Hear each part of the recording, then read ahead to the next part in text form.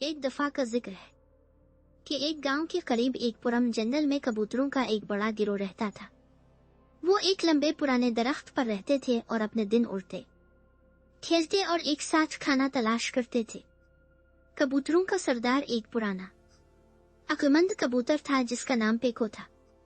एक दिन जंगल सूखने लगा, दरख्तों ने अपने पत्ते खो दिए, दरिया गहरा हो गया और खुराक की कमी हो गई।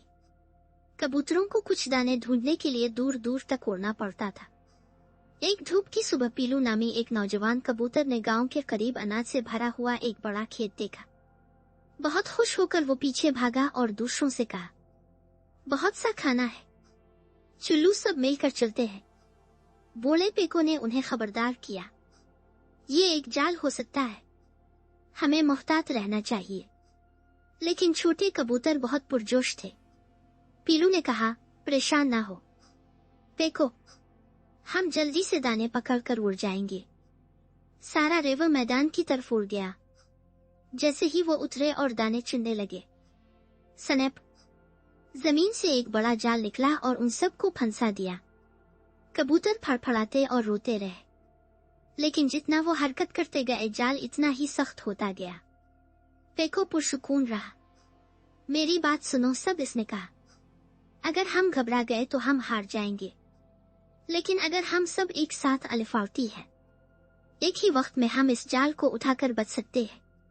पहले तो कबूतरों ने इस पर यकीन नहीं किया। हम बहुत छोटे हैं, एक ने कहा, यह नामुमकिन है, दूसरे ने कहा। लेकिन पेको ने कहा, कमजोर परिंदा भी इत्तेहाद से मजबूत हो जाता है। उन्होंने कोशिश करने पर इत्तेफाक किया।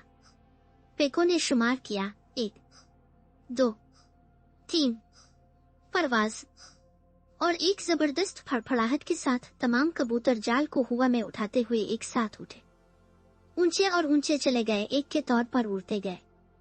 किसान जिसने जाल बिछा दिया वो हैरानी से देखता रहा कि इसके जाल में 50 कबूतर मौजूद थे। कबूतर एक करीबी पहाड़ी पर उड़ गए, जहां उनका दोस्त एक चालाक चूहा जिसका नाम निबिल्स था रहता था। इसने जल्दी से रस्सियां चबाकर आजाद कर दिया। उन्होंने पेको का शुक्रिया अदा किया और इस दिन एक जबरदस्त सबक सीखा। एक साथ मिलकर हम मजबूत हैं, इत्तेहाद सबसे कमजोर को मजबूत में बदल सकता है।